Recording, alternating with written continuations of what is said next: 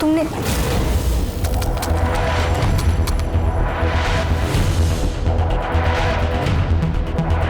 वो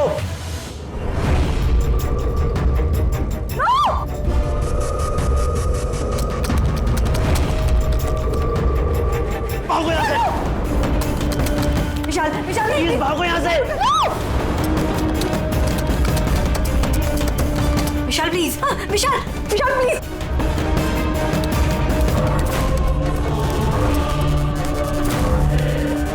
yes sir, उस hacker की लोकेशन मिल गई है।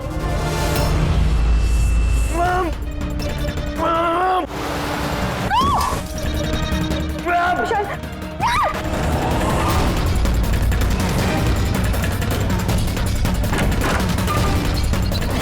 सर आप यहाँ पे।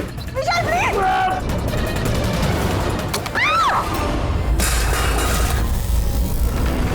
बहुत हो गई हैकिंग।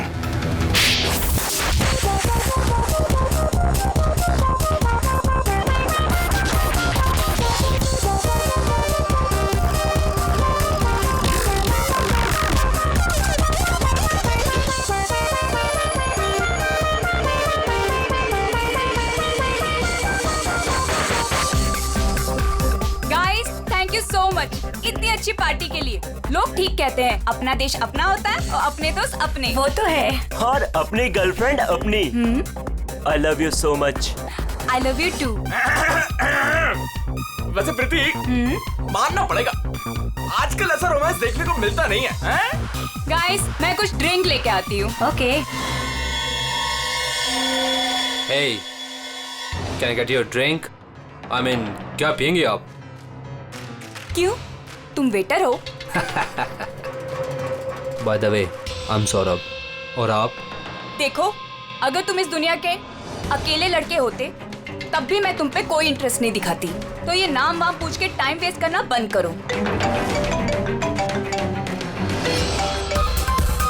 हेलो हेलो,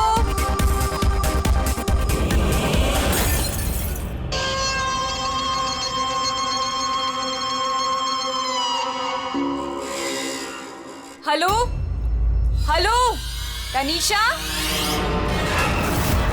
जोर से बोल, कुछ सुनाई नहीं दे रहा है। यार नेटवर्क भी नहीं है। हेलो हेलो,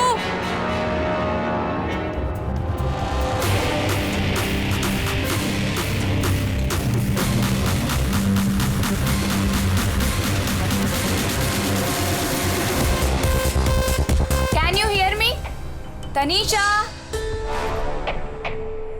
नेटवर्क कैसे चला गया?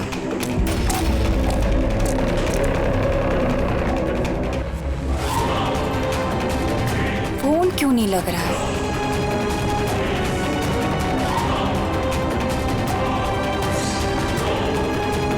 हेलो आयशा, आयशा तुम्हें मेरी आवाज आ रही है?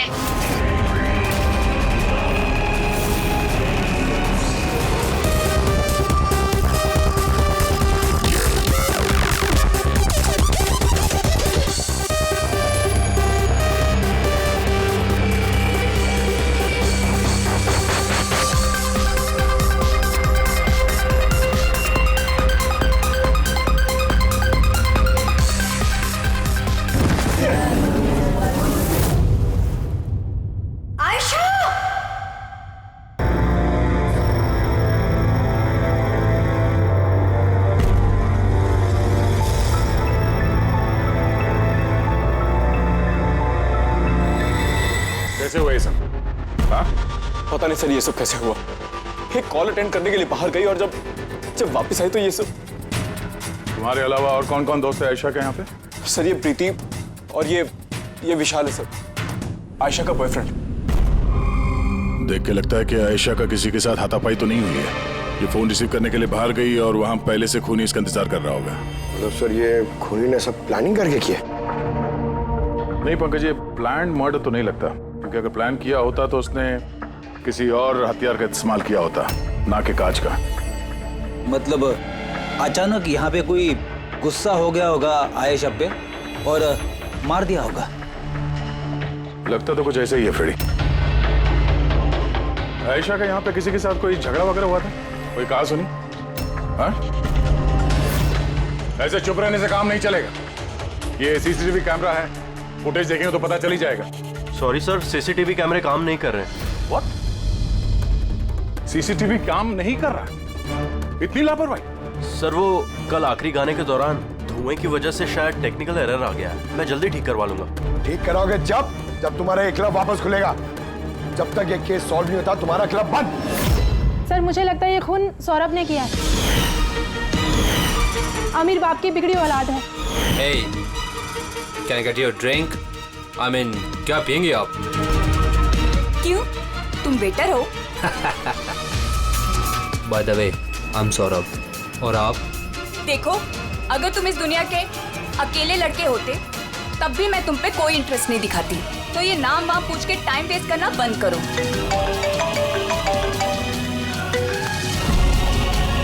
और जब आयशा ने उसे टेढ़ा जवाब दिया तो वो गुस्से में उसके पीछे पीछे बाहर तक गया था।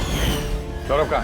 सर वो तो नहीं है। तुमसे कहा था ना मैंने, कोई भी इस क्लब से बाहर नहीं जाएगा।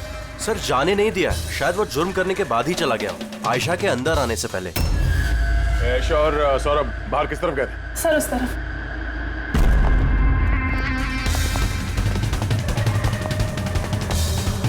सर तो यहां से आयशा अंदर गई थी। आगे देखते हैं। सर ये यहाँ भी खून के धब्बे हैं सर। पंकज, नो नो, इतना सारा खून और ये कांच के टुकड़े। लगता है आयशा पे हमला यही हुआ है। सर और नो, इसकी हालत बहुत खराब है। एम्बुलेंस को फोन करो जल्दी। इस क्लब में इतने सारे लोगों के बीच एक लड़की का खून हो जाता है। बाउंसर्स का अता पता नहीं, सीसीटीवी कैमरा है पर काम नहीं कर रहा। और तो और यहाँ पे किसी ने कुछ होते हुए देखा नहीं है ना। कमाल की बात। आयशा मुझे छोड़कर नहीं जा सकती, हमें आना ही नहीं चाहिए था। विशाल प्लीज अपने आप को दोष मत दो, प्लीज संभालो अपने आप को। आपकी सहेली का यहाँ खून हुआ है और आपका ये रवैया है। अब तक यहाँ जो कुछ भी हुआ है उससे ये लगता है कि खूनी यहाँ पर आयशा को मारने के इरादे से तो नहीं आया था, तैयारी के साथ नहीं आया था। यहाँ इस क्लब में कुछ ऐसा हुआ जिसकी वजह से वो गुस्सा हो गया और उसने आयशा का खून कर दिया और साथ में सौरभ पे भी हमला किया। मुझे लगता है कि वो खूनी आप सब में से कोई एक है। बड़ी पंकज, यहाँ जितने हैं सबके डिटेल्स ले लो। माफ कीजिएगा रायमा जी, मैंने अपनी तरफ से बहुत कोशिश की, लेकिन अब मैं आपकी और ज्यादा मदद नहीं कर पाऊंगा। इट्स ओके डॉक्टर, आपसे जो कुछ भी बन पड़ता था आपने सब कुछ किया। अब हम इससे ज्यादा और क्या कर सकते हैं?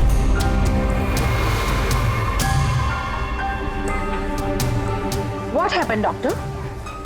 आप ठीक है ना? Yeah, I'm fine. अनईजी सा फील हो रहा है।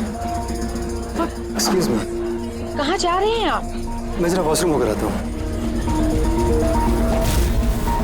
तनिषा, आयशा की मौत से पहले तुम्हारी उसके साथ फोन पर बात हुई है ना? तो क्या उस फोन कॉल के बारे में हमें कुछ डिटेल में बता सकती हो?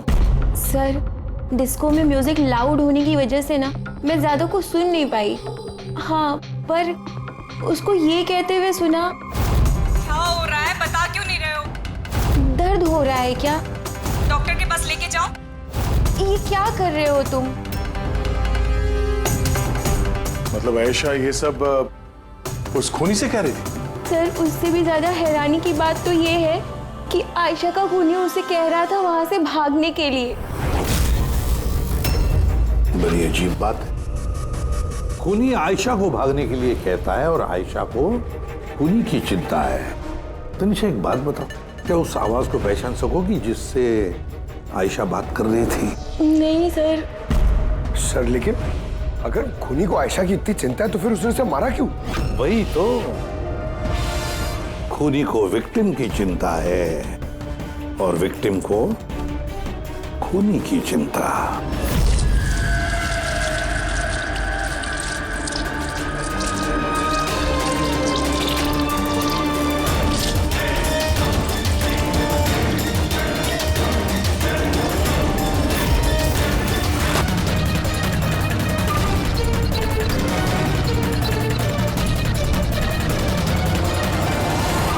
सर, इसके सर पे जो गोली लगी है उसके अलावा इसके पूरे शरीर पे कहीं भी चोट के कोई निशान नहीं है। ऐसा लगता है कि खूनी अचानक यहाँ पे आके इन पे गोली चला दी। ऐसे हुआ होगा। ये देखो, यहाँ भी खून है। एक बात समझ में नहीं आ रही सर, खूनी गन यहाँ छोड़ के क्यों गया? वो तो अपने साथ लेके भी जा सकता था गन को। वही तो बड़ी अजीब बात है कि खूनी ये गन यहाँ क्राइम सीन पर छोड़कर क्यों गया?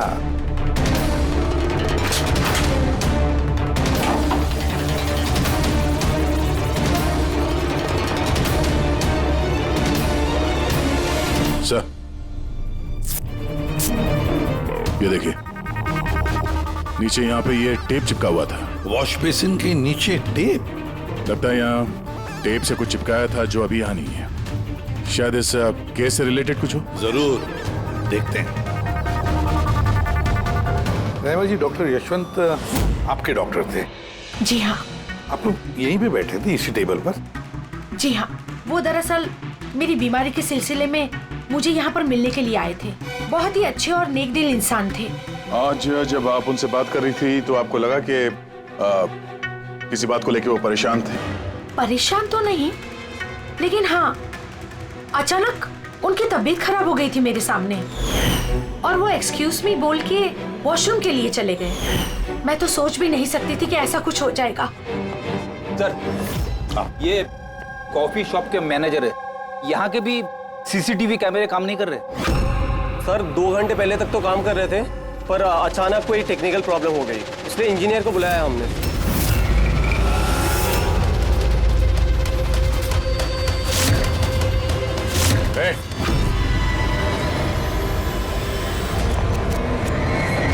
रुको जरा यहाँ ना। हेलो सर, कैसे हो आप? मेरा हालचाल छोड़ो, अपने सुनाओ। तुम दोनों यहाँ क्या कर रहे हो? वो ऐसे ही टहलने आए थे। कॉफी शॉप में टहलने आए थे? कल रात तुम्हारी सहेली का खून हो गया। तुम्हारा दूसरा दोस्त रो रो के उसका बुरा हाल है, और तुम दोनों यहाँ कॉफी शॉप में टहलने आए। तो यहाँ पर भी एक खून हो गया। ये कैसा संयोग है, हैं? सच में संजोगी है सर, क्योंकि हम तो जानते भी नहीं कि डॉक्टर यशवंत है कौन। हेलो, ले आओ उसे ब्यूरो में। ओके जी, okay, thank you very much. पता है पंकज, बहुत सारे लोग थे डिस्को में जब आयशा का खून हुआ, और एक एक का फोन ट्रैक करना कि मर्डर के वक्त आयशा और यशवंत के पास तो नहीं था कोई। ये मेरी तो आंखें दर्द करने लगी है।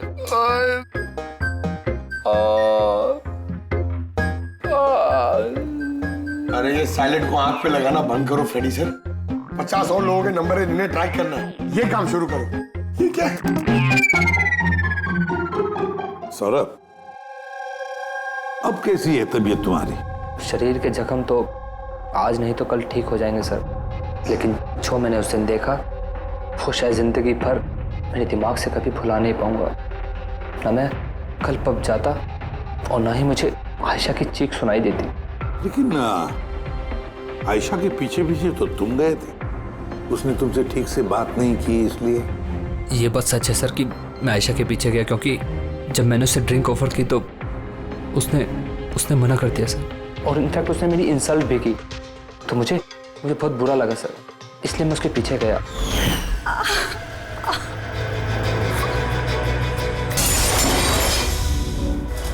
और फिर? मुझे अभी भी याद है कि सर, जब मैंने उसकी कलाई पकड़ी तो बिल्कुल भी नॉर्मल नहीं थी, वो आम इंसानों जैसी कलाई थी ही नहीं। मुझे बिल्कुल अजीब सा एहसास हुआ सर।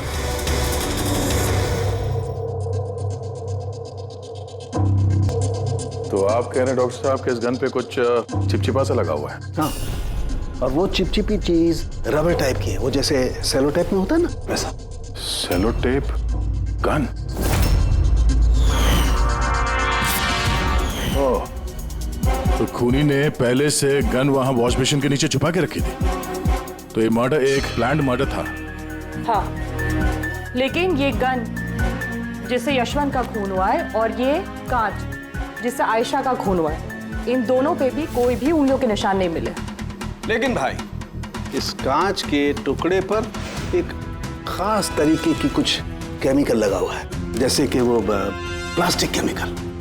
अब ये इस पर क्यों लगा हुआ था, इसका क्या इस्तेमाल है, ये पता लगाना भी बाकी है। लेकिन यही केमिकल इस गन पर भी लगा हुआ है, दोनों पर।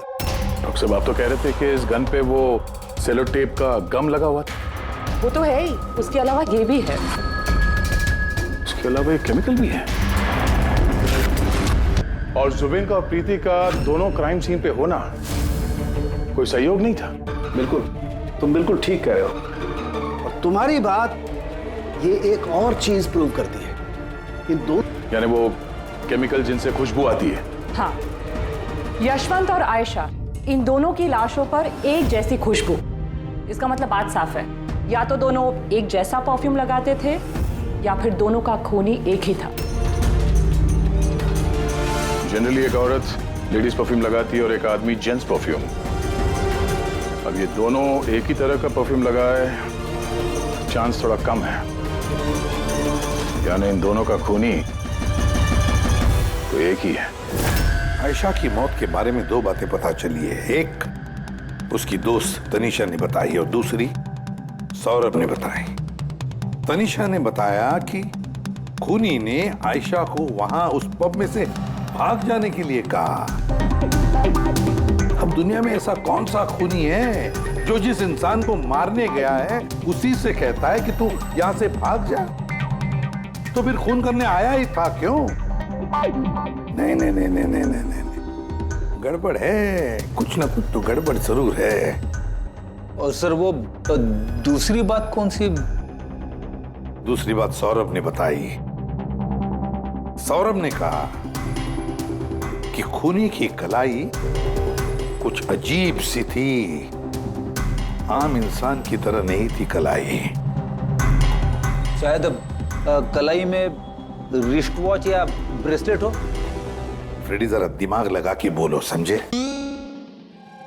सर, हाँ सर, दोनों क्राइम सीन में एक नंबर कॉमन है सर। किसका क्राइम? आयशा के बॉयफ्रेंड विशाल का सर। विशाल?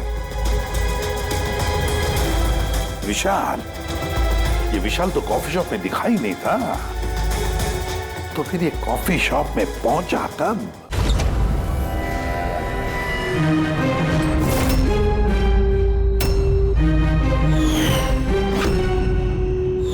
रहमा जी, आप और यहाँ? अब सर, ये मेरा ही घर है, लेकिन आप लोग यहाँ पर कैसे? डॉक्टर यशवंत के खूनी के बारे में कुछ पता चला? रहमा, ये लोग कौन हैं? सीआईडी ऑफिसर्स हैं। सर प्लीज आप लोग आइए ना, प्लीज कम। सीआईडी? और सर ये मेरे हस्बैंड हैं और ये मेरा छोटा बेटा संदीप। और बड़ा बेटा विशाल, वो कहाँ है? लेकिन बात क्या है सर? मनन जी, बात यह है कि हमें शक है कि डॉक्टर यशवंत और आयशा के खून में हमें लगता शायद विशाल का कोई हाथ है। ये आप क्या कह रहे हैं? आरोप साबित नहीं हो पाया, किसी को पकड़ नहीं पाया, तो किसी को भी फंसा देंगे आप? देखिए, सीआईडी का काम है मुजरिम तक पहुंचना, ना कि किसी बेगुनाह को पकड़ के केस बंद कर देना। अब जरा प्लीज विशाल को बुलाइए। भैया खून नहीं कर सकते, अब प्लीज उन्हें पकड़ के लेके नहीं जाना। संदीप बेटा, हम तुम्हारे भैया को पकड़ने नहीं आए और ना हम ये कह रहे हैं कि तुम्हारे भैया ने कुछ किया है। हम तो तुम्हारे भैया से कुछ सवाल करने वाले हैं, और क्या। आप लोगों को मुझ पर शक है? एक मिनट विशाल, तुम अंदर जाओ, मैं इन सीआईडी वालों को तुम्हें परेशान नहीं करने दूंगा। देखिए, सीआईडी के काम में दखल देना भी एक जुर्म है, इसलिए प्लीज हमें अपना काम करने दीजिए। विशाल,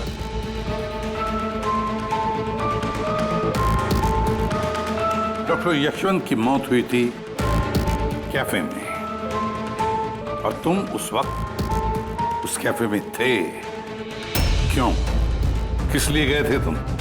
सर, मैं तो वहां पर जुबैन और प्रीति से मिलने गया था। मुझे नहीं पता था कि यशवंत अंकल वहां पर मम्मी से मिलने आने वाले हैं। आयशा के साथ तुम्हारी अनबन चल रही थी ना? मुझे बहुत बड़ा सदमा लगा है उसकी मौत का।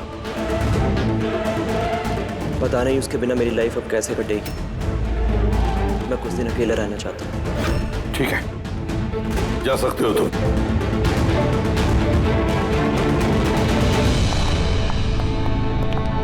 अरे आप लोग फिर से यहाँ पे भी? कभी कभी अपने घर पे जाते हो कि नहीं? हमेशा विशाल के आसपास ही नजर आते हैं। नहीं सर, ऐसी कोई बात नहीं है। एक्चुअली बहुत उदास है ना आजकल, तो हमने सोचा कि उसके साथ ही रहें। और जिगरी दोस्ती है, हाँ? जुबीन, प्रीति, विशाल, कड़ी नजर रखनी पड़ेगी इन तीनों पर।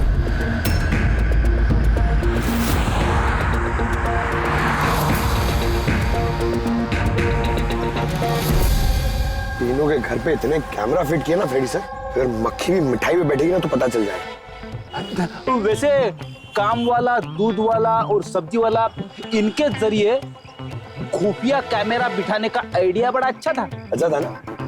मेरा नहीं था, दया सर का था। अच्छा? हाँ, और उन्होंने हम दोनों को यहाँ बैठा दिया ताकि हम यहाँ का सीसीटीवी फुटेज रिकॉर्ड करें।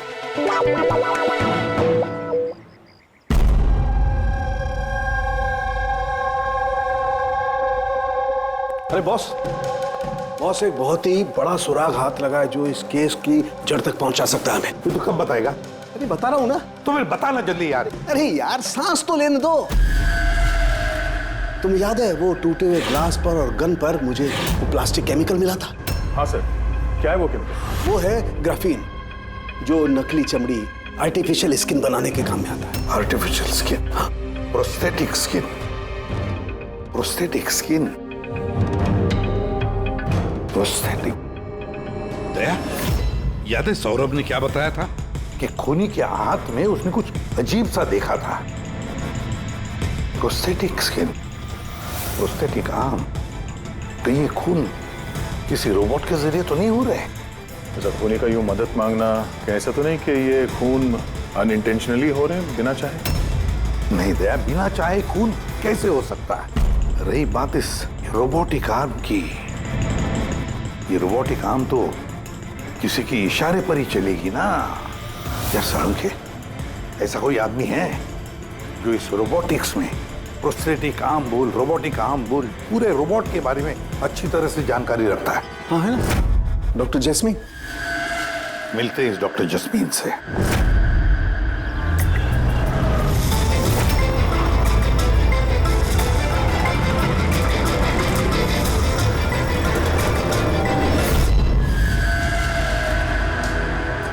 डॉक्टर जैस्मीन, हम ये जानना चाहते हैं कि अगर ये ऐसा वाला प्रोस्थेटिक हाथ लगाया हो, रोबोटिक आर्म, तो क्या वो आर्म, वो हाथ किसी दूसरे के इशारे पर काम कर सकता है? मतलब नकली बाजू लगाया गया है ए को, लेकिन इस बाजू से क्या काम करवाना है इसका कंट्रोल ए के पास नहीं बल्कि बी के पास है। क्योंकि हमें शक है कि इस केस में खूनी खून अपनी मर्जी से नहीं कर रहा है, कोई और उससे करवा रहा है। सर ये सुनने में जितना मुश्किल है दरअसल नामुमकिन नहीं है। जैनिश, जरा दामिनी को अंदर भेजो। हाँ, वही मरीज जिसका कल टेस्ट हुआ था। मरीज?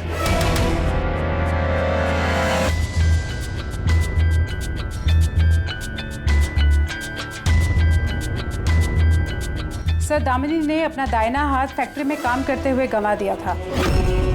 हाँ सर, मशीन में आ गया था मेरा हाथ, इसलिए हमने इसे ये लू काम लगाया है जिसका कंट्रोल इंसानी दिमाग के पास ही है। एक नकली बाजू इंसानी दिमाग के जरिए काम कर रहा है, मगर कैसे? सर, साइंस ने बहुत तरक्की कर ली है।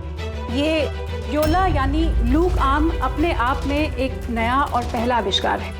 मान लीजिए इसमें एक चिप है, या यूँ कहिए इसमें एक सॉफ्टवेयर है जो इंसान के दिमाग की फ्रीक्वेंसी को पकड़कर ठीक वैसे ही काम करता है जैसे एक नॉर्मल ह्यूमन बीइंग का हैंड, उठना, बैठना, चलना, ये सभी कमांड्स को समझता है। ग्रेट, साइंस ने वाकई बहुत तरक्की की है। वाकई रोबोटिक आर्म।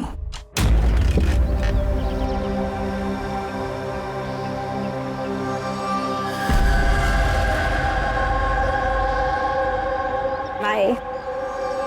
वहाँ हक कर रहा है, इधर हम दोनों गाड़ी में बैठे हुए।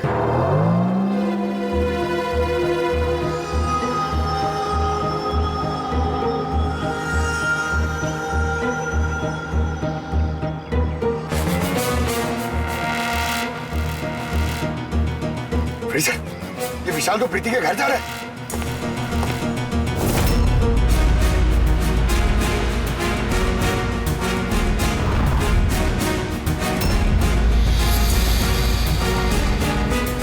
विशाल, तुम टेंशन मत लो, किसी को कुछ भी पता नहीं चलेगा। हम कोई ना कोई रास्ता निकाल लेंगे, ओके? ये लो, कॉफी पी लो।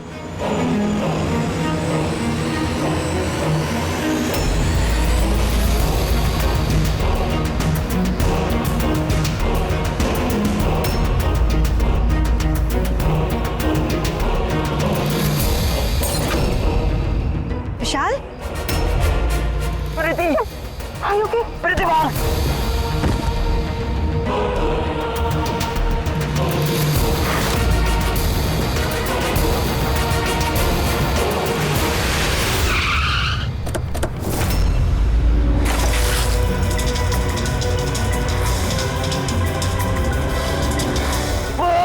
विशाल, नहीं, विशाल छोड़।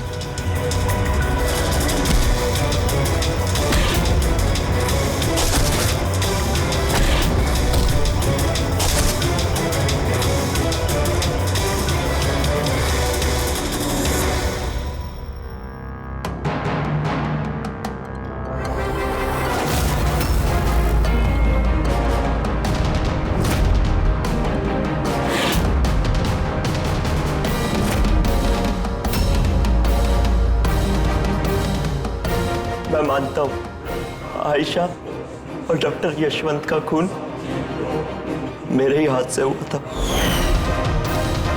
तुम यहाँ क्या कर रहे हो?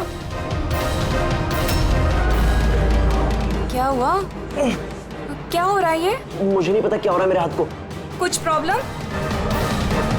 क्या हो रहा है बता क्यों नहीं रहे हो?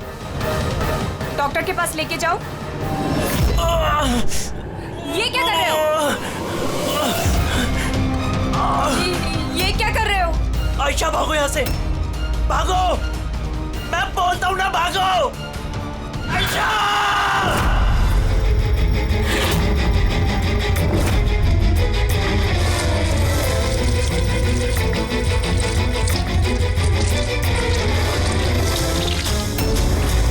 डॉक्टर निकलो यहाँ से।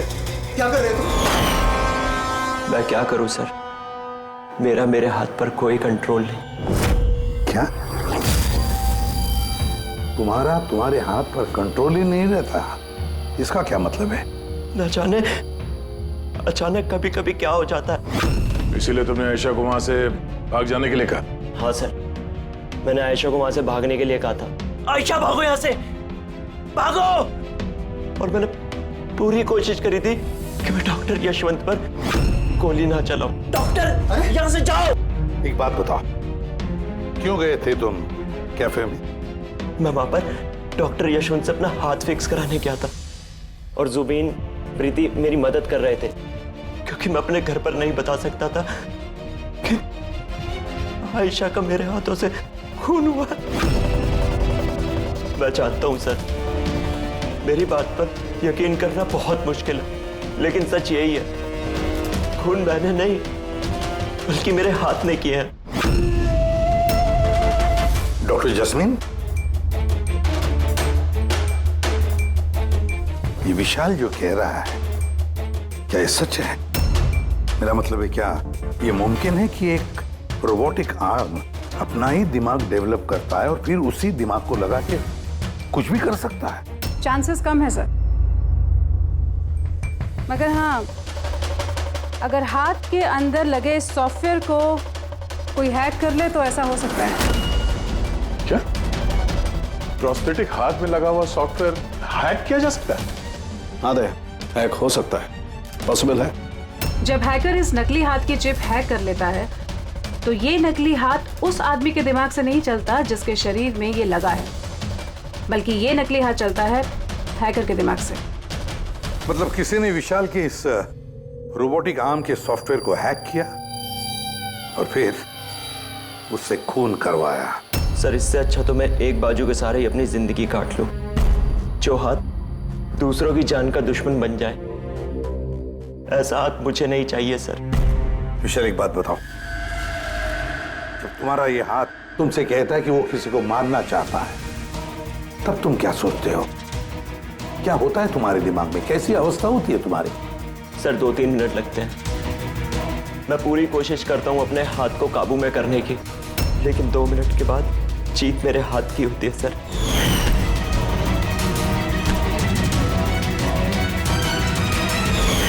चिंता मत करो, अब हम तुम्हारे इस रोबोटिक आर्म के अंदर एक ट्रांसमीटर फिट करेंगे, जिससे हमें पता चलेगा कि वो किसी को मारना चाहता है या फिर किसी और से उसे इशारा मिल रहा है कि जाकर खून करो। ये भी हमें पता चल जाएगा। वैसे एक बात बताओ विशाल, ये तुम्हारा असली हाथ गंवाया कैसे? सर मैं पिछले साल खंडाला जा रहा था और एक रोड एक्सीडेंट।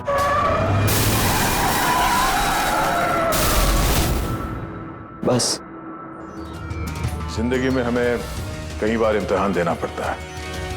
सर मेरे इम्तिहान तो खत्म होने का नाम ही नहीं ले रहे हैं। जब नकली हाथ के साथ जिंदगी जीने की आदत डाली तो उसी नकली हाथ ने मेरी जिंदगी बर्बाद कर दी। विशाल, तुमसे वादा करता हूं कि ना तुम्हें एक हाथ के साथ जिंदगी गुजारनी पड़ेगी और ना ही वो असली मुजरिम आजाद घूम पाएगा।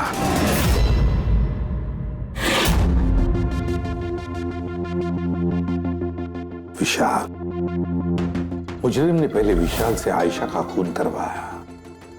आयशा जिससे विशाल बेहद प्यार करता था। फिर खून करवाया डॉक्टर यशवंत का, जो विशाल की मदद करते थे। और फिर जान लेनी चाहिए प्रीति की, जो विशाल की दोस्त थी। सारे के सारे विशाल के शुभचिंतक, सारे के सारे विशाल के आसपास वाले, सब के सब विशाल के करीबी। तो फिर ये मुजरिम कौन हो सकता है? कौन हो सकता है ये मुजरिम? ये भी तो कोई करीबी हो सकता है, विशाल का करीबी। पंकज, विशाल के एक्सीडेंट के सारे डिटेल चाहिए मुझे, सारे के सारे। हेलो सर, मैं जसपाल। Computer expert? जी। कंप्यूटर हैकिंग जानते हो? बड़े से बड़ा कंप्यूटर हो या कोई सर्वर, चुटकियों में हैक कर सकता हूँ। रोबोटिक आर्म का सिस्टम हैक करना है, कर सकोगे? जी सर, बिल्कुल। ये रहे सारी डिटेल्स। हो जाएगा सर, और इसके लिए मैं ट्रेस राउटिंग का यूज करूँगा। Trace routing? जी हाँ सर, इस तकनीक के जरिए विशाल के आसपास के जो भी कंप्यूटर है उन्हें देख सकता हूँ। अक्सर मशीन के आखिरी में जो होस्ट नेम एड्रेस होता है वही हैकर का होता है। अच्छा। और ट्रेस राउटिंग के जरिए हम शहर के किसी भी इलाके में बैठा अगर हैकर होगा तो इजीली पता चल जाएगा। फैंटास्टिक। अब जिस किसी ने भी विशाल के रोबोटिक आर्म का सिस्टम हैक किया, अब हम उसके सिस्टम को हैक करेंगे।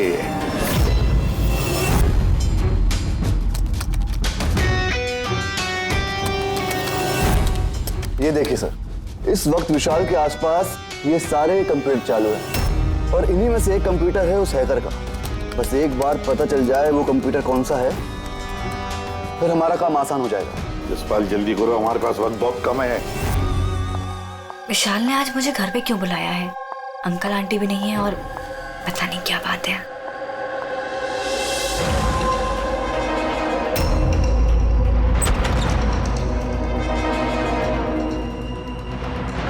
विशाल, विशाल। प्रीति, यार तुम जानते हो तुम्हें मुझसे खतरा है, उसके बाद भी तुम यहाँ पे दोबारा आ गई। विशाल, तुमने तो मुझे फोन करके यहाँ बुलाया। मैंने? हाँ। मैंने कब बुलाया? तुमने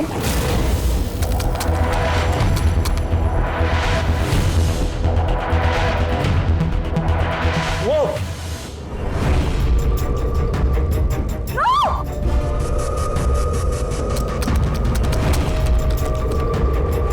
भागो यहाँ से।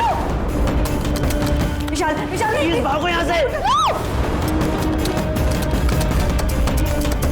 Vishal please, Vishal, Vishal please.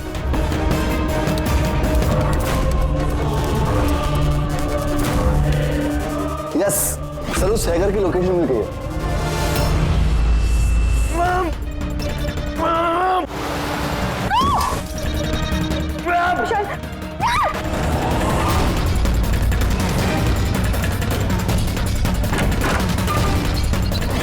Sir आप यहाँ पे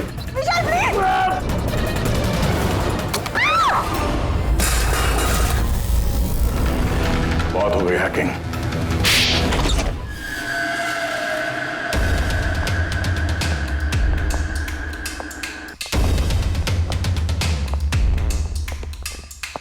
फिर आ गए आप लोग। अब ये मत कहिएगा कि आप विशाल को पकड़ने के लिए आए। जी नहीं, हम विशाल को पकड़ने नहीं आए, खूनी को पकड़ने के लिए, जो इस वक्त यहां पर मौजूद है। नहीं, और यहां पर क्या कह रहे हैं आप? अब अपना झूठा इल्जाम आप किसके ऊपर लगाने आए हैं?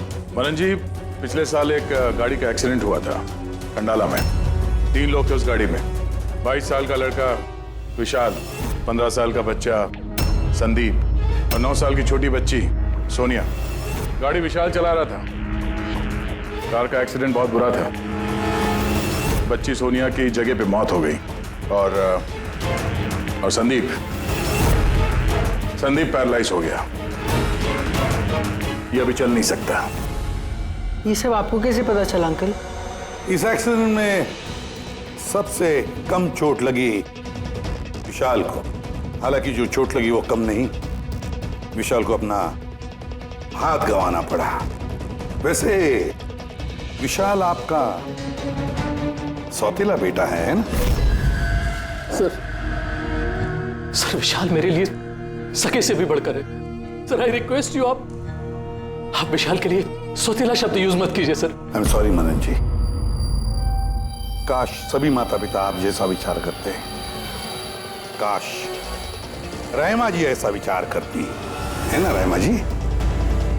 वैसे आपके मन में बहुत गुस्सा है ना विशाल के लिए, क्योंकि विशाल की वजह से आपको अपनी सगी बेटी गंवानी पड़ी और आपका सगा बेटा जिंदगी भर चल फिर नहीं सकता। आप क्या कहना चाहते हैं? हम क्या कहना चाहते हैं वो अभी पता चल जाएगा। पंकज,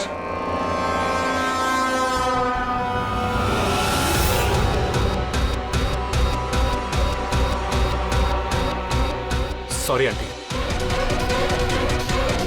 लेकिन मैंने इन्हें सब कुछ बता दिया कि आप ही के कहने पर मैंने ये सब किया। मैंने उन सॉफ्टवेयर्स को हैक किया था और मैंने सभी जगहों की सीसीटीवी कैमरास को भी हैक करके बंद किया।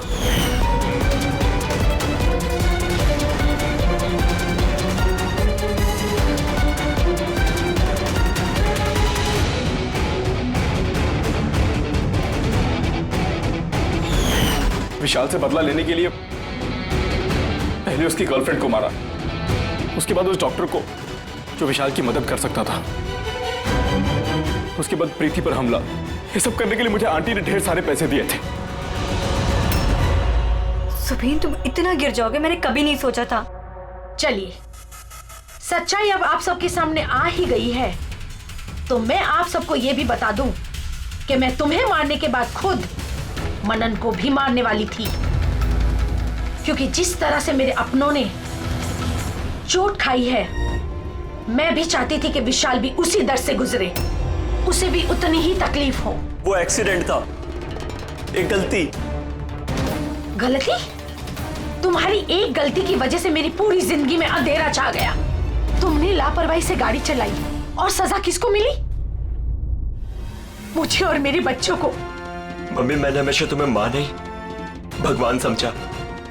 अगर ये सब करके तुम्हें सुकून मिल रहा था तो मुझसे एक बार कहा तो होता, मैं अपनी जान दे देता।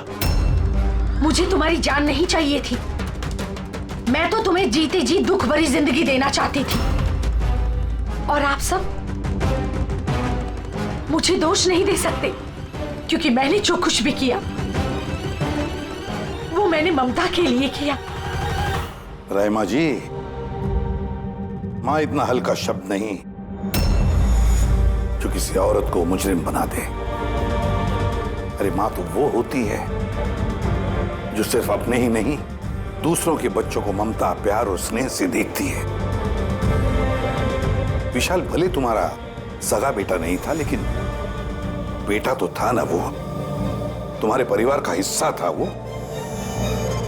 कोई मां अपने बेटे से बदला कैसा ले सकती है? हाँ? वो भी इस तरह का बदला। दो लोगों को जाने गंवाई पड़ी। नहीं रायमा जी, बहुत गलत किया तुमने, बहुत गलत। कानून तुम्हें कभी माफ नहीं करेगा, कभी माफ नहीं करेगा। कड़ी से कड़ी सजा होगी तुम्हें।